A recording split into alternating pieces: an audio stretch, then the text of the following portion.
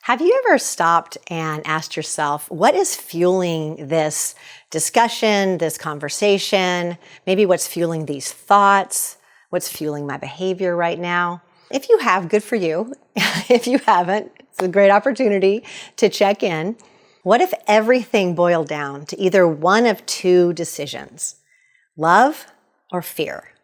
Imagine for just a moment that all of your behavior, all of your communication, all of your assumptions, all of your internal thoughts about yourself, about other people, about the world, could be categorized in one of these two ways, by love or by fear.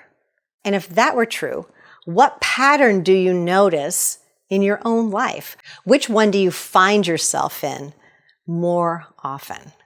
If I'm fueled by love, I'm going to respond very differently than if I'm fueled by fear. What would that look like for you? So, for example, to the smallest thing. Let's say that I am meeting a friend for coffee. They're running late and they call to tell me they're running late. If I'm fueled by love, I might be wondering if they're okay, like what's going on for them, if their lateness is part of a pattern or if it breaks a pattern for them.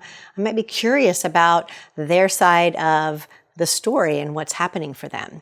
If I'm fueled by fear, my internal conversation might go to, they've forgotten about me, they don't care, I'm not important to them, our time together isn't special.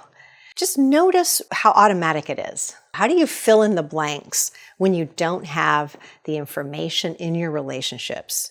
Do you fill in the blank with a love-generated story or with a fear-generated story? How do you enter into relationship? How do you enter into discussion with people?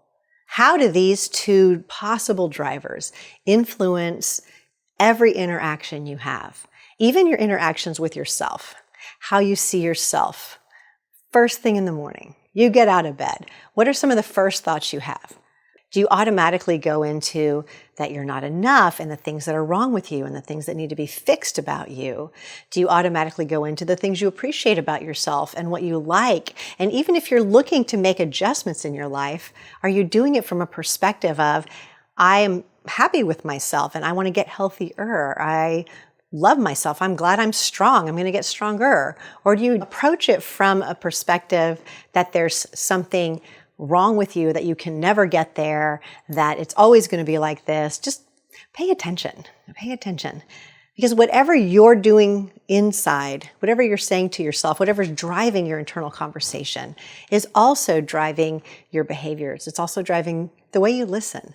It's also driving how you communicate and what you communicate with other people. Honestly, what do you notice? Are you more driven by fear or by love? What's more common for you? But also, what do you notice about other people? Where are they at? And maybe some of the people that you're in contact with every day are also driven by fear. So perhaps their responses that seem unkind or rough, it could be they're driven by their own fears. It might not have a lot to do with you. Just another way to think about it. If it's happening for you, it's probably happening for other people too. Even if someone is driven by fear, could you respond in love? Is that possible? Notice that either driver, whether it's love or fear, they're just choices. They're choices you can make once you become aware of where you naturally lean. So begin to pay attention. If you notice you lean into fear, you might want to see, what would love look like in this situation, in this relationship, in this circumstance? If you lean into love, what else is available? What else is possible? Also, notice your physiology. What's happening in your body? I don't know about you, but when I'm driven by fear, it tends to show up here in my shoulders. Maybe my jaw gets tight. My breathing could get more shallow or rapid. Maybe you feel a knot in your stomach or a pressure on your chest. Notice what the fear produces in your body.